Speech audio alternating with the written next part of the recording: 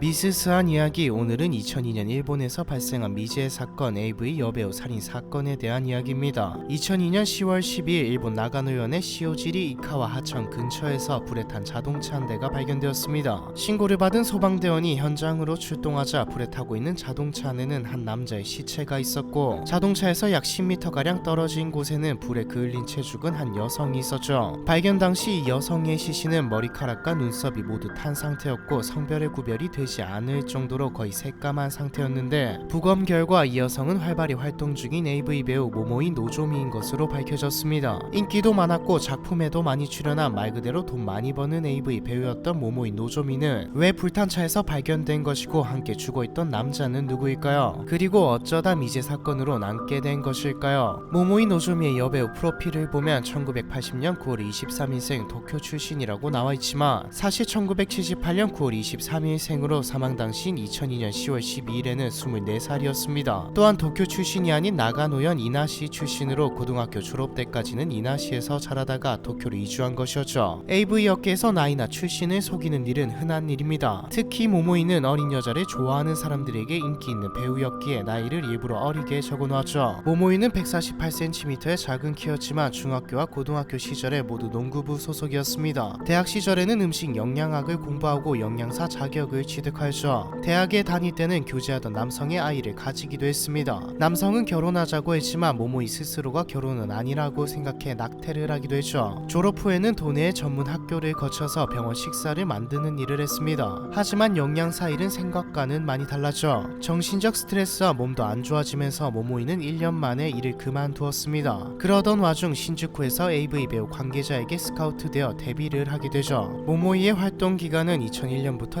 2002년까지였습니다. 기간은 짧지만 무려 200개 이상의 AV에 출연했을 만큼 쉬지 않고 일했죠. 1년에 200개면 일주일에 3편은 찍었다는 말이고 일당이 비싼 배우들이 꺼려하는 작품들까지 출연했습니다. 1년에 최소 20억은 벌었을 것이라고 추정되죠. 적어도 경제적으로 궁핍한 상태는 아니었다는 뜻이죠. 자동차 안에서 발견된 남성의 시체는 모모이 노조미의 남자친구인 사카이 히로키였습니다. 사카이는 모모이의 고등학교 시절 친구로 2002년에 다시 만나 연인이 된 사이이자 전자제품 설치 기사 일을 하고 있었죠. 사카이는 비록 경제적으로 풍족하지는 않았지만 나름 행복하게 살고 있었습니다. 취미로 밴드를 했는데 돈이 되지는 않았지만 나름 공연도 했고 무엇보다 재미있었죠. 차량이 불에 타기 30분 전에도 친구에게 전화를 걸어 라이브 공연에 초대했습니다. 둘의 교제도 딱히 문제가 보이지는 않았죠. 모모이는 사카이와 진지하게 만나기 위해 배우를 그만둘 생각까지 하고 있었거든요. 사건이 일어나고 경찰은 사카이가 모모이를 살해한 뒤 차에서 스스로 생을 마감한 것으로 생각하며 조사를 진행했습니다. 배우에게 왜곡된 사랑을 느껴 범죄를 일으키는 경우가 많았기 때문이죠. 하지만 수사를 진행할수록 사건은 점점 미궁 속에 빠졌습니다. 단순히 살해 후 스스로 생을 마감한 것으로 판명짓기엔 이상하고 미심쩍은 부분이 많았거든요. 우선 검시 결과에 따르면 차 밖에서 발견된 모모이는 물론이고 차 안에 있던 사카이의 폐에서도 연기나 그을음 같은 것이 거의 발견되지 않았습니다. 즉 모모이와 사카이는 불에 타서 죽은 게 아니라 이미 거의 죽은 상태에서 불에 태워진 것이죠. 게다가 모모이의 몸에는 4군데의 깊고 치명적인 자상이 발견되었고 사카이의 두개골은 함몰되어 있었습니다. 이렇게만 보면 누군가가 그들의 칼로 찌르고 극심하게 구타한 후 자동차에 사카이를 강제로 집어넣은 뒤 불을 지른 것으로 보였죠. 이 밖에도 수사를 진행할수록 수상한 부분은 더 많이 나왔습니다. 두 사람은 모두 맨발이었고 두 사람의 신발이 사카이의 집에 남아있었다. 사카이 집 PC에 전원이 켜져 있었다. 사카이는 차 안, 모모이는 차 밖에서 발견되었다. 자동차의 소유주는 사카이였는데 사카이가 발견된 곳은 뒷좌석과 조수석 사이였다. 사카이는 사건 발생 몇 시간 전에 평소와 같은 목소리로 전화를 걸어 친구와 다음날 만나기로 약속을 잡았다. 등유를 뿌리고 점화한 것으로 추정되는데 등유를 넣은 것으로 보이는 용기가 발견되지 않았다. 사카이는 사건 몇 달 전 80만엔을 빌렸는데 차용증이 기재된 이름의 인물은 존재하지 않는다. 모모이의 몸을 찌른 것으로 추정되는 부엌칼이 사카이의 왼손에 잡혀 있었는데 사카이는 오른손잡이이다. 자동차 문이 모두 잠겨있고 자동차 열쇠가 자동차 내부에서 발견되었다. 사카이의 유품엔 필름 한 통이 있었는데 현상에 보니 사건 당일 두 사람이 다정하게 찍은 사진이었다. 이 사진 속 사카이가 입었던 트레이닝복은 끝내 발견되지 않았다. 대략적으로 정리된 것만 이 정도이고 명확하지 않은 의심점은 더 많았죠. 사실 누가 봐도 살인을 염두하고 수사를 해야 하는 상황입니다. 하지만 경찰의 태도는 왜인지